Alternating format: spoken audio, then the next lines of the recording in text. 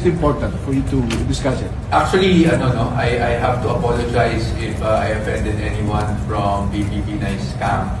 I didn't want to drag his name into this. In fact, if you notice kanina, pinipilit kong hindi sabihin talaga kung sino yung Vice President. Sinabi ko lang na may pondo sa OVP noong 2014. Because kahapon, nabanggit na dalawa kasi yung tanong. Ang tanong is, nung nag-audit ka, sinong Vice President lang nung na-audit mo sa Limpawan? Ang sagot ay si VP Sara Duterte.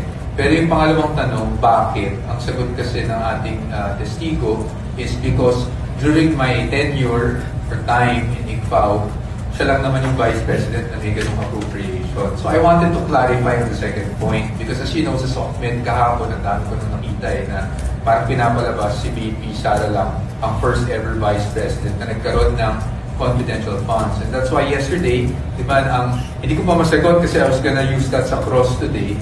Pero yesterday, sabi ko sa inyo, mapapact check nyo naman kung ilang Vice Presidents ang nagkaroon ng confidential funds. Para lang patas tayo, para lang hindi naman yung nasa sentro lang na lumalabas misleading news na si VP lang in our history ang nagkaroon ng confidential funds as the Vice President.